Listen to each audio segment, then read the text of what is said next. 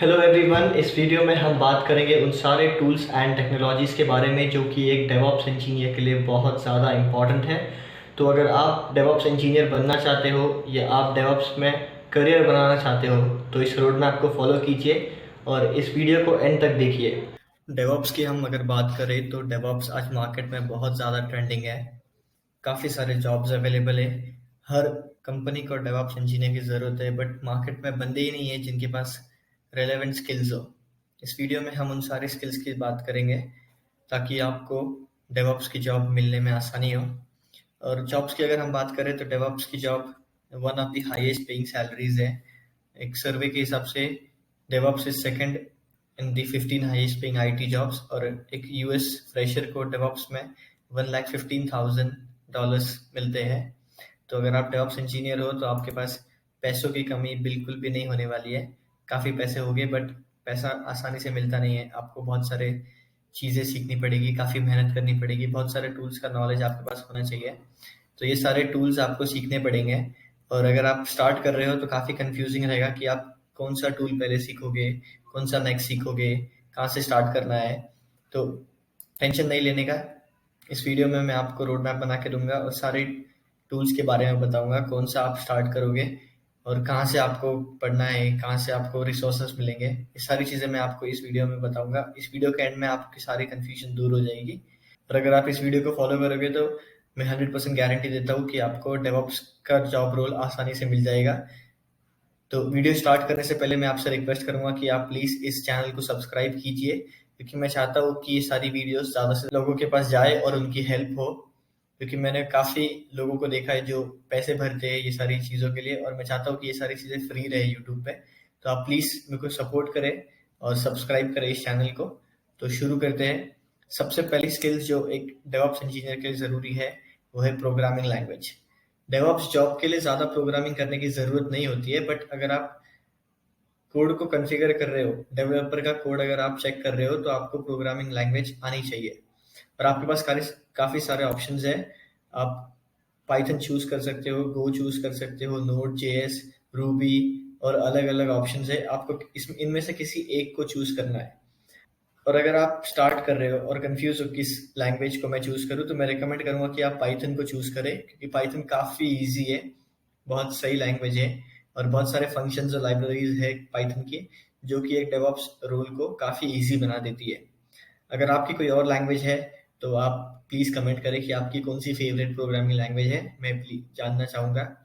Python सीखने के लिए बहुत सारे रिसोर्सेस है। आप यूट्यूब के थ्रू पाइथन आसानी से सीख सकते हैं। कोड विथ हैरी नाम का चैनल है जो बेहद आसानी से आपको पाइथन सिखा देगा। तो अभी आपको प्रोग्रामिंग लैंग्वेज आ गई है। नेक्स्ट स्किल जो है वो है वर्जन कंट्रोल सिस्टम और गिट। गिट बहुत सही टूल है। इसके थ्रू आप अपने कोड को सेफली कहीं पे स्टोर कर सकते हो, उसका वर्जन मेंटेन कर सकते हो। कोड की सेफ्टी बहुत ज़्यादा ज़रूरी है क्योंकि कोड ही सब कुछ है। तो आप गिट का इस्तेमाल कर सकते हो कोड के लिए। और गिट के बहुत सारे फायदे हैं। पहला तो है कि वो सोर्स कोड को स्टोर करके रखता है कहीं सेफ जगह पे। गिट के थ्रू आप गिटहब या गिट बकेट या गिट लैब पे कोड पुश कर सकते हो। गिटहब और गिट बकेट ये रिपोजिटरीज है जहाँ पे डेवलपर्स या डेवऑप्स इंजीनियर्स अपना कोड स्टोर करके रखते हैं। नेक्स्ट है वर्जनिंग। वर्जनिंग मतलब आप अपने कोड के अलग अलग वर्जन्स आप गिटहब या रेपोज पे स्टोर करके रख सकते हो। इसका एग्जांपल मैं अगर देना चाहूँ तो आपने एक कोड लिखा है, उसमें आप अपडेट्स करोगे और उसको अगर आप पुश करोगे तो वो पहला वर्जन रहेगा, उसमें और अपडेट करोगे फिर वो सेकंड वर्जन रहेगा, फिर और अपडेट करोगे, चेंजेस करोगे तो वो सेकंड थर्ड वर्जन रहेगा। गिट आपको वर्जनिंग करने में हेल्प करेगा। और अभी अगर आपने कोई भी कुछ भी चेंजेस किया रहेगा, किसी ने भी कोई भी चेंजेस किया रहेगा, तो ये सारी चीज़ें आप गिट के थ्रू चेक कर सकते हो। थर्ड है टीम कंट्रीब्यूशन। तो अब जब कोड को रेपो पे पुश करोगे और रेपो का एक्सेस, रेपोजिटरी का एक्सेस सारे टीम मेंबर्स को दोगे, तो वो भी आपके कोड में कुछ ना कुछ कंट्रीब्यूशन दे सकते हैं ताकि आपका काम फटाफट खत्म हो जाए। तो ये है गिट। गिट बहुत ज़्यादा इंपॉर्टेंट है डेवऑप्स इंजीनियर्स के लिए। और गिट सीखने के लिए यूट्यूब काफ़ी है। मैंने काफ़ी सारे वीडियोस देखे हैं जो आसानी से आपको गिट सिखा सकते हैं। गिट के बाद नेक्स्ट स्किल जो एक डेवऑप्स इंजीनियर के लिए बहुत इंपॉर्टेंट है वो है ऑपरेटिंग सिस्टम। और ऑपरेटिंग सिस्टम के लिए स्पेसिफिक बोलूँ तो मैं लिनक्स आपको आना चाहिए। लिनक्स सबसे ज़्यादा यूज़ होता है डेवऑप्स में। क्लाउड में, तो लिनक्स की नॉलेज बहुत इंपॉर्टेंट है। और एक फन फैक्ट बताओ तो गिट और लिनक्स का क्रिएटर एक सेम आदमी है जिसका नाम है लिनस टोरवाल्ड्स। उसने गिट और लिनक्स बनाया है। तो अगर आप डेवऑप्स इंजीनियर है, आपको लिनक्स की नॉलेज होनी चाहिए, क्योंकि क्लाउड में सारी कंपनीज में सिर्फ लिनक्स यूज होता है, कहीं भी विंडोज इस्तेमाल नहीं किया जाता है, क्योंकि लिनक्स बहुत अच्छा है, काफ़ी फास्ट है, ओपन सोर्स है, फ्री ऑफ कॉस्ट है। लिनक्स अगर आप विंडोज यूज करोगे तो आपको लाइसेंसिंग का फीस देना पड़ेगा, और लिनक्स में ऐसा कुछ नहीं है, सब फ्री ऑफ कॉस्ट है। तो आपको लिनक्स का नॉलेज होना चाहिए, क्योंकि सारी कंपनीज, सारे क्लाउड प्रोवाइडर्स लिनक्स यूज कर रहे हैं। और लिनक्स में आपको SSH करना आना चाहिए, मतलब सर्वर से कैसे कनेक्ट करते हैं SSH के थ्रू, वो आना चाहिए। फाइल स्ट्रक्चर समझ में आना चाहिए, फाइल के कमांड्स कैसे होते हैं, मतलब फाइल कैसे बनाते हैं, डायरेक्टरीज कैसे बनाते हैं, यूजर कैसे ऐड कर सकते हैं, यूजर कैसे डिलीट कर सकते हैं, परमिशंस कैसे देने का, और नेटवर्किंग के कमांड्स क्या होते हैं। मतलब इन शॉर्ट आपको बैश और टर्मिनल का नॉलेज होना चाहिए। और लिनक्स सीखने के लिए सबसे इजी और इफेक्टिव तरीका है कि आप अपने मशीन में लिनक्स इंस्टॉल करें। लिनक्स का कोई भी फ्लेवर इंस्टॉल करें, उबंटू, आर्क लिनक्स। अगर आपके पास अच्छा कंप्यूटर है तो आप वर्चुअल बॉक्स का यूज़ कर सकते हो, बट मैं तो रेकमेंड करूँगा कि आप बूट कर डालो और विंडोज़ की जगह पे सिर्फ लिनक्स यूज़ करो, क्योंकि मैं लिनक्स यूज़ कर रहा हूँ, मैं उबंटू यूज़ कर रहा हूँ, और आप भी कर सकते हो। लिनक्स के बाद नेक्स्ट इंपॉर्टेंट स्किल है नेटवर्किंग। एक डेवऑप्स इंजीनियर को नेटवर्किंग की नॉलेज होनी चाहिए, क्योंकि आप अपने डेवऑप्स जॉब रोल में सर्वर्स बनाते रहोगे, कभी VPCs बनाओगे, तो आपको IPs का नॉलेज होना चाहिए, और काफ़ी चीज़ें पता होनी चाहिए, जैसे कि DNS कैसे काम करता है, डिफरेंट पोर्ट्स और प्रोटोकॉल्स क्या होते हैं, SSH का पोर्ट नंबर क्या होता है, HTTP का पोर्ट नंबर क्या होता है, HTTPS का पोर्ट नंबर क्या होता है, FTP का क्या होता है। ये सारे पोर्ट नंबर्स और प्रोटोकॉल्स आपको याद रहने चाहिए। और आपको फायरवॉल पे पोर्ट नंबर ब्लॉक करने आना चाहिए, IPv4 और IPv6 का डिफरेंस क्या होता है ये जानना चाहिए, ये पता रहना चाहिए।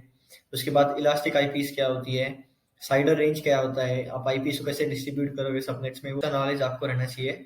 फिर नेटवर्किंग कमांड्स जैसे कि पिंग, नेटस्टैट, ये सब का नॉलेज आपको होना चाहिए। फिर लोड बैलेंसर्स क्या होता है, लेयर 7 लोड बैलेंसर कैसे होते हैं, और लेयर 4 क्या होता है, क्या डिफरेंस होता है दोनों लोड बैलेंसर्स में, सबनेट क्या होता है, राउट टेबल, फायरवॉल्स, ये सारी नॉलेज डेवऑप्स इंजीनियर को होनी चाहिए। जितनी ज़्यादा नॉलेज आपको नेटवर्किंग की रहेगी, उतना ज़्यादा आपका फ़ायदा रहेगा। तो अभी आपने लिनक्स सीख लिया, नेटवर्किंग सीख ली, गिट सीख लिया, प्रोग्रामिंग लैंग्वेज सीख लिया। नेक्स्ट है आपके लिए cloud provider. DevOps engineer responsible रहेगा क्लाउड पे एप्स और वेबसाइट्स को होस्ट करने के लिए। तो आपको क्लाउड का नॉलेज होना चाहिए। आप किसी भी क्लाउड प्रोवाइडर को चूज कर सकते हो, बहुत सारे ऑप्शन है आपके पास में, AWS, Azure, GCP, Oracle, IBM।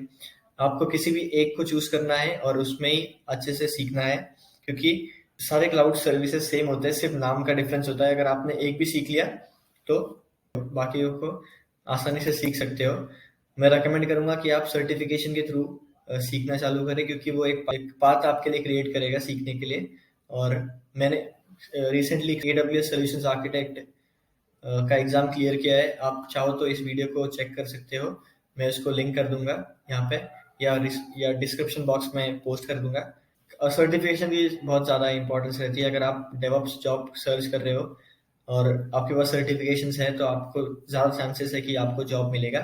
तो जितने ज़्यादा सर्टिफिकेशंस आप कर सको उतनी ज़्यादा अच्छी बात है। क्लाउड सीखने के लिए बहुत कुछ ज़्यादा पैसे की ज़रूरत नहीं लगती है। हर पब्लिक क्लाउड प्रोवाइडर आपको फ्री टियर प्रोवाइड करेगा। GCP आपको प्रोवाइड करता है, Azure, AWS, सारे आपको 1 साल के लिए फ्री टियर देंगे, जिसमें आप उनकी सर्विसेज फ्री में यूज़ कर सकते हो। 1 साल के बाद आपको बिल आना चालू होगा, बट 1 साल तक आप फ्रीली यूज़ कर सकते हो, जो कि काफ़ी ऑसम है। तो आपने क्लाउड भी सीख लिया अभी। अभी नेक्स्ट क्या है, तो मैं आपको एक सिनारियो देता हूँ कि आप एक कंपनी में डेवऑप्स इंजीनियर बन गए हो।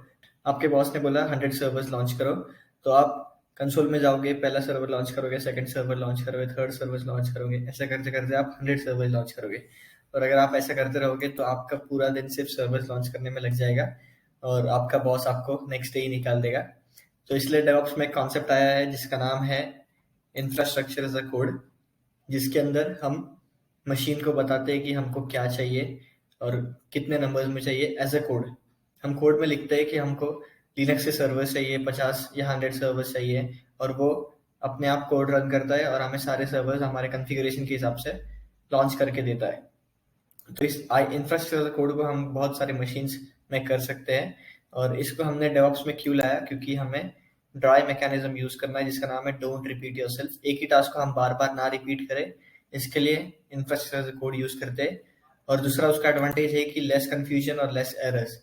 अगर हम कोड में लिखेंगे तो हमें पता रहेगा कि कौन से लाइन पे एरर है, और हम उसको ट्रबल शूट कर सकते हैं। तो इंफ्रास्ट्रक्चर कोड का नॉलेज बहुत इंपॉर्टेंट है एक डेवऑप्स इंजीनियर के लिए। ये थोड़ा एडवांस कॉन्सेप्ट है, बट ये बहुत ज़्यादा ज़रूरी है डेवऑप्स रोल के लिए। तो पहली टेक्नोलॉजी की बात करें तो वो है कंटेनर्स। कंटेनर्स बूम है, हर एक कंपनी कंटेनर्स का यूज़ कर रही है। अगर आपने कभी अपने मशीन में वर्चुअल बॉक्स इंस्टॉल किया होगा, वर्चुअल बॉक्स के थ्रू कोई नया ऑपरेटिंग सिस्टम सेटअप किया होगा, तो आपको वर्चुअलाइजेशन का कॉन्सेप्ट पता होगा। ये वर्चुअलाइजेशन है और ये कंटेनराइजेशन है। वर्चुअलाइजेशन में आप अपने ओएस का 3 या जितने भी वर्चुअल मशीन है उसके इसमें आप सेपरेट करते हो। कंटेनराइजेशन में आप अपने ऑपरेटिंग सिस्टम को डिस्ट्रीब्यूट नहीं करते हो, बल्कि आप उसके ऊपर एक लेयर डॉकर इंजन या डॉकर डीमन डाल के कंटेनर्स में सेपरेट करते हो। और कंटेनर्स काफ़ी लाइट वेट होते हैं, काफ़ी पोर्टेबल होते हैं, तो सारी कंपनीज अब कंटेनराइजेशन यूज़ कर रहे हैं। और अगर हम कंटेनर्स टेक्नोलॉजी की बात करें तो सिर्फ एक ही टूल है जो कि बहुत ज़्यादा डिमांडिंग है, जिसका नाम है डॉकर। डॉकर के थ्रू हम अपने कोड को कंटेनर्स में भर सकते हैं, जिसके साथ साथ हम अपने लाइब्रेरीज और डिपेंडेंसीज भी स्टोर कर सकते हैं। लेट्स से ये कंटेनर हमारा वेब ऐप है, और अगर हमने ये किसी और के मशीन में डाला क्लाइंट के, तो कुछ और एक्स्ट्रा हमें डाउनलोड करने की ज़रूरत नहीं रहेगी। ये कंटेनर ही सिर्फ सफिशियंट है हमारे वेब ऐप को रन करने के लिए। तो कंटेनर्स आजकल बहुत ज़्यादा डिमांड में है, और एक डेवऑप्स इंजीनियर को कंटेनराइजेशन और डॉकर का नॉलेज बहुत ज़्यादा इंपॉर्टेंट है। डॉकर सीखने के लिए आप यूडेमी की मदद ले सकते हो, उस पर काफ़ी अच्छे अच्छे कोर्सेज हैं। नेक्स्ट, अभी आपने डॉकर सीख लिया, नेक्स्ट है आपके लिए कंटेनर और ऑर्केस्ट्रेशन। तो जब आप एक वेब ऐप बनाओगे, तो आप एक सिंगल कंटेनर में आपका वेब ऐप नहीं बनने वाला, आपको बहुत सारे कंटेनर्स चाहिए होंगे, काफ़ी सारे कंटेनर्स। तो उस कंटेनर को संभालने के लिए हम इसका एग्जांपल लेते हैं ऑर्केस्ट्रेशन का। ये जो बंदा है ऑर्केस्ट्रा वाला, ये सारे म्यूजिशियंस को संभाल रहा है। म्यूजिशियन को कंटेनर समझो, और ये बंदे को कंटेनर ऑर्केस्ट्रेशन। तो कंटेनर ऑर्केस्ट्रेशन के लिए आपको कुबरनेटिस नाम का जो टूल है, कुबरनेटिस और केट्स, इसका नॉलेज बहुत इंपॉर्टेंट है। केट्स डॉकर कंटेनर्स को संभालता है। बहुत सारे डॉकर कंटेनर्स को हम कुबरनेटिस के हेल्प के थ्रू मैनेज कर सकते हैं। कुबरनेटिस में पॉड्स और नोड्स का कॉन्सेप्ट है, काफी कॉम्प्लिकेटेड है, बट बहुत ज़्यादा इंपॉर्टेंट है। अगर आप कुबरनेटिस सीखोगे तो बहुत सारे चांसेस है कि आप अपने करियर में ग्रो कर सकते हो। अगर आप कुबरनेटिस सीखना है तो मेरे लिंक्डइन पे मैंने कुबरनेटिस का बहुत सारे नोट्स अपलोड किए, गिट के भी नोट अपलोड किए, AWS के बेसिक्स के नोट्स अपलोड किए। अगर आपको ये सारे नोट्स चाहिए तो मेरे से आप लिंक्डइन पे कनेक्ट हो सकते हो और मुझसे मांग सकते हो, मैं आपको प्रोवाइड कर दूंगा सारी चीज़ें। तो अभी आप कुबरनेटिस के बाद नेक्स्ट आपका जो टूल है वो है इंफ्रास्ट्रक्चर प्रोविजनिंग टूल, और इसमें टेराफॉर्म लीड करता है। टेराफॉर्म बहुत ज़्यादा यूज होता है। AWS का भी एक टूल है जिसका नाम है क्लाउड फॉर्मेशन, बट ये सिर्फ AWS के लिए लिमिटेड है। बट टेराफॉर्म हम दूसरे क्लाउड्स के साथ भी यूज कर सकते हैं। टेराफॉर्म को मैं एक्सप्लेन करूँ तो अगर लेट्स से हमको एक सर्वर चाहिए, लिनक्स का सर्वर चाहिए, और उसको हम अप करने के लिए हमें ऐसी फाइल्स बनानी पड़ती है, .tf की फाइल बनानी पड़ती है। इस TF फाइल में हमें बताना पड़ेगा कि हमको लिनक्स सर्वर चाहिए, उसका AMI ID डालना पड़ेगा, सिक्योरिटी ग्रुप्स डालनी पड़ेगी, कितने सारे इंस्टेंस चाहिए, सारी चीज़ें बतानी पड़ेगी। और फिर एक कमांड से, टेराफॉर्म अप्लाई कमांड से हमें वो सर्वर ऑटोमेटिकली कन्फिगर हो जाएगा। और टेराफॉर्म डॉट स्टेट करके फाइल मेंटेन करता है, जो कंटिन्यूसली चेक करता है कि आप क्लाउड पे क्या है, मतलब क्लाउड पे कौन से सर्वर्स आप हैं, और वो सर्वर्स और आपका कोड मैच हो रहा है या नहीं। तो आप एक कमांड से, टेराफॉर्म अप्लाई से, आप पूरा कोड के थ्रू आप सारे सर्वर्स और जो भी आपने कोड में लिखा हुआ है वो सारे आप लॉन्च कर सकते हो। और टेराफॉर्म डिस्ट्रॉय के थ्रू आप एक कमांड में सारी चीज़ें डिलीट भी कर सकते हो। तो टेराफॉर्म काफ़ी ज़्यादा यूजफुल है। मैं खुद बहुत ज़्यादा टेराफॉर्म यूज़ करता हूँ डे टू डे लाइफ में। तो एक डेवऑप्स इंजीनियर को टेराफॉर्म आना चाहिए, और टेराफॉर्म बहुत ज़्यादा यूज़ हो रहा है। आप इस ग्राफ के थ्रू कंपेयर कर सकते हो क्लाउड फॉर्मेशन के कंपेयर। टेराफॉर्म बहुत ज़्यादा इंपॉर्टेंट है। टेराफॉर्म सीखने के लिए आप यूडेमी की मदद ले सकते हो। यूट्यूब पे इतने खास कोर्सेज है नहीं, बट यूडेमी पे आपको बहुत अच्छी चीज़ें मिल जाएगी। नेक्स्ट है कॉन्फ़िगरेशन मैनेजमेंट। इंफ्रास्ट्रक्चर से आप अपने सर्वर्स को लॉन्च कर दोगे। बट अगर आपको सर्वर्स पे कुछ चीज़ें इंस्टॉल करनी होगी, कुछ पैकेजेस इंस्टॉल करने होंगे, तो आप कैसे करोगे? Configuration management tool. जैसे आपने इंफ्रास्ट्रक्चर टेराफॉर्म के थ्रू 100 सर्वर्स इंस्टॉल कर दिए और उन सारे 100 सर्वर्स पे आपको चाहिए गिट इंस्टॉल। तो आप क्या करोगे? ये कॉन्फ़िगरेशन मैनेजमेंट टूल्स के थ्रू आप सारे इंस्टेंसेस में, सारे सर्वर्स में गिट इंस्टॉल कर सकते हो एक ही कमांड के इसमें। तो कॉन्फ़िगरेशन मैनेजमेंट के लिए आपको ये सारी टूल्स अवेलेबल है, शेफ, पपेट, एंसिबल। बट अभी अगर आप स्टार्ट कर रहे हो तो एंसिबल का रेफर करो, क्योंकि एंसिबल ही चल रहा है मार्केट में। मैंने एंसिबल के लिए बहुत सारे वीडियोस बनाए हुए हैं जिसको आप रेफर कर सकते हो। तो एंसिबल कैसे काम करता है ये मैंने ऑलरेडी पोस्ट किया हुआ है, आप चेक कर सकते हो, मैं इस पर रिपीट नहीं करूंगा। इन डेप्थ एंसिबल सीखने के लिए यूडेमी पे एक बहुत अच्छा कोर्स है टीजे एडम्स का, जो एंसिबल बहुत अच्छे से सिखा देगा। तो नेक्स्ट टूल है CI/CD और कंटिन्यूस इंटीग्रेशन और कंटिन्यूस डिप्लॉयमेंट पाइपलाइन। इसमें होता है क्या है कि हम जो भी हमने कोड वगैरह, कोई भी वेब ऐप बनाया होगा उसको हम टेस्ट करेंगे, और टेस्ट के थ्रू अगर कुछ एरर्स वगैरह आए तो हम उसको कॉन्फ़िगर करेंगे। तो इसमें सारी बिल्ड टेस्ट होता है, यूनिट टेस्ट होती है, ऑटो टेस्ट होता है, आर्किटेक्चर टेस्ट होता है। तो हम कंटिन्यूसली टेस्ट करेंगे डिप्लॉय करने से पहले, ताकि कुछ प्रॉब्लम्स हो तो उसको हम कॉन्फ़िगर कर सके। और CI/CD के लिए काफ़ी सारे टूल्स अवेलेबल है, Jenkins, GitLab, Travis CI, सर्विल CI, और काफ़ी सारे टूल्स अवेलेबल है। तो आप कोई भी टूल यूज़ कर सकते हो जो आपकी कंपनी यूज़ कर रही होगी, पर मोस्टली जेनकिन्स यूज़ होता है। और मैं, अगर आप स्टार्ट कर रहे हो तो जेनकिन्स के थ्रू स्टार्ट करो। जेनकिन्स सीखने के लिए सेम आप यूडेमी की मदद ले सकते हो। यूट्यूब पे आपको इतने एडवांस कोर्सेज मिलेंगे नहीं, तो यूडेमी की मदद ले सकते हो। CI/CD के बाद लास्टली आपको चाहिए मॉनिटरिंग एंड लॉग मैनेजमेंट। तो एक बार आपका वो वेब ऐप या वेबसाइट डिप्लॉय हो गई, उसको आप मॉनिटर करोगे।